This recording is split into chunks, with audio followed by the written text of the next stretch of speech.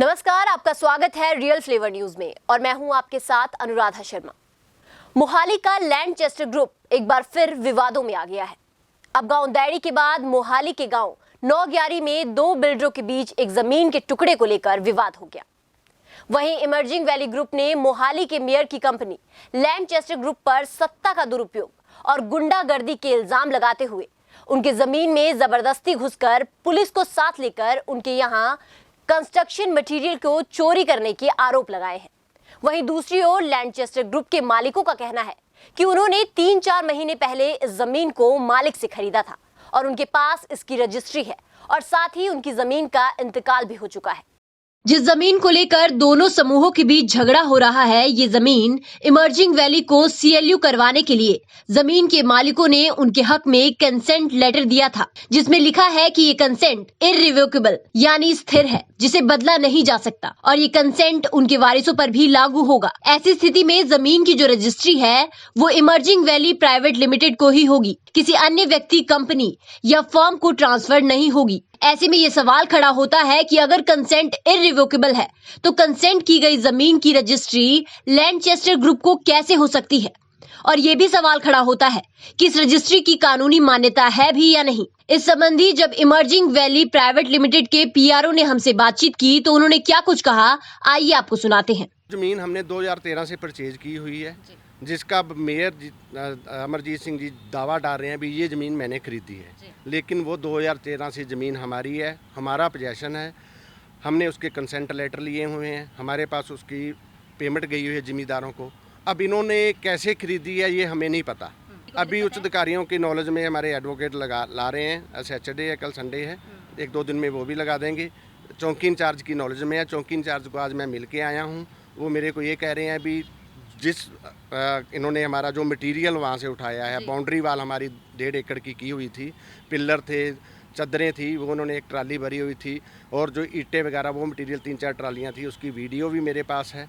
Police वहाँ साथ आई थी, पुलिस अब उनकी करेगी। भाई मंत्री है, खुद मेयर है, लैंडचेस्टर ने रजिस्ट्री कराई है, वो हमें भी आज बता रहे हैं तो चौकी में भी रजिस्ट्री करवाई है, लेकिन रजिस्ट्री उनके साथ भी धोखा हुआ है। एक जिम्मेदार एक चीज़ हमें 2013 में बेच चुका है, आज इनको कैसे बेच देगा? इनके साथ भी चीटिंग हुई है, हमारे साथ भी चीटिंग हुई है। हमारे पास कंसेंट लेटर हैं, कंसेंट लेटर हमने पुड्डा में जब उसकी सीएलयू डाली थी साथ लगे हुए हैं, उसके बिहाफ पे ही हमारे पास पोजेशन था। और पुलिस क्या कुछ कार्रवाई कर रही है इसमें? पुलिस आज चौकी इंचार्ज ने बुलाया था, उन्होंने दोनों पक्षों की बात सुनी। वो अपनी रजिस्ट्री लाए थे तो मैंने उनसे 2-3 दिन टाइम मांगा है। मैं कहा मेरे पास जो डॉक्यूमेंट्स कंसेंट लेटर हैं, जो पेमेंट शेड्यूल है, वो मैं आपको ला के दे दूंगा। अब उन्होंने टाइम रखा, 2-4 दिन में जब बुलाएंगे तो हम चले जाएंगे। मंडे का वैसे टाइम बोल रहे थे, जो लैंडचेस्टर वाले उनके पार्टनर हैं पारस जी, वो आए थे। पारस जी कहते मैं 2-4 दिन बाहर हूँ, नेक्स्ट मंडे का टाइम रखा है, तो हम अपना राइट रखेंगे। हमारे पास है, हमारे साथ सबूत हैं आपके पास? हमारे पास कंसेंट लेटर हैं, जो पेमेंटें हमने की हैं, वो कब्जा हमारा था। ये कब्जे का तो चक्कर है, कब्जा हमारा लगा हुआ था बाउंड्री वाल, वीडियोज भी मेरे पास हैं। तो ये वो सारा कुछ ये उठाड़ के 3-4 ट्रैक्टर लगाए थे, वो खेत जोत के लेबर लगाई हुई थी, ईंटें उठा रहे थे, वो सारी वीडियोज है मेरे पास। इस संदर्भ में जब हमने कानूनी मान्यता जानने के लिए टाउन एंड कंट्री प्लानिंग विभाग के अधिकारियों से बात की तो उन्होंने कहा कि कंसेंट इररिवोकेबल है। अगर इमर्जिंग वैली प्राइवेट लिमिटेड चाहे तो इस कंसेंट पर दोबारा भी सीएलयू अप्लाई कर सकती है, क्योंकि उनका पहला सीएलयू विड्रॉ हो चुका है। इमर्जिंग वैली प्राइवेट लिमिटेड ने जो विभाग से सीएलयू करवाया था वो विड्रॉ हो चुका है और उनकी कॉलोनी को विभाग द्वारा कार्रवाई करते हुए डिमोलिश भी किया गया है, क्योंकि उन्होंने विभाग से फाइनल अप्रूवल आने से पहले ही वहां कंस्ट्रक्शन को अंजाम दे दिया था। इसलिए विभाग ने कार्रवाई करते हुए उनकी कॉलोनी को डिमोलिश किया। विभाग के अधिकारियों ने यह भी बताया कि इमर्जिंग वैली प्राइवेट लिमिटेड इस कंसेंट को किसी और कंपनी को ट्रांसफर नहीं कर सकती और अगर खुद चाहे तो पुनः सीएलयू अप्लाई कर सकती है। लैंडचेस्टर ग्रुप का कहना है कि इमर्जिंग वैली प्राइवेट लिमिटेड एक फ्रॉड कंपनी है। इसके एमडी के खिलाफ बहुत से मामले पहले से ही दर्ज है और इस कंपनी का काम आम लोगों को धोखा देना है। हमने कानूनी दायरे में रहते हुए जमीन को खरीदा है और जमीन के मालिकों को उसकी पूरी कीमत अदा की है। उनका कहना है कि हमने इमर्जिंग वैली की जमीन में कोई दखलंदाजी नहीं की है, हम तो केवल अपनी जमीन को देखने गए थे और इमर्जिंग वैली वालों ने हमारा ट्रैक्टर अपने कब्जे में ले लिया है।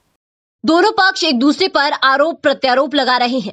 इमर्जिंग ग्रुप का कहना है कि जिस ट्रैक्टर में लाद कर वो उनका सामान चोरी करके जा रहे थे, उन्होंने मौके पर पहुंचकर उसे कब्जे में ले लिया है और इस संबंधी पुलिस को सूचित भी कर दिया, लेकिन पुलिस राजनीतिक दबाव के चलते उनकी कोई सुनवाई नहीं कर रही। दूसरी तरफ लैंडचेस्टर ग्रुप पहले से ही पुलिस को साथ लेकर उक्त विवादित जगह पर पहुंचा था।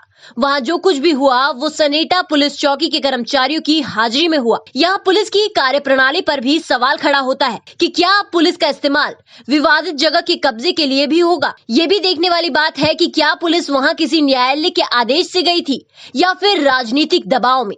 अब देखना ये होगा कि जो CLU के लिए consent emerging valley private limited को दी गई थी, उसकी कानूनी क्या मान्यता है, और अगर इसकी कानूनी मान्यता है तो क्या जमीन बेचने वालों और जमीन की रजिस्ट्री करने वाले रजिस्ट्रार के खिलाफ कोई कानूनी कार्रवाई होगी या नहीं।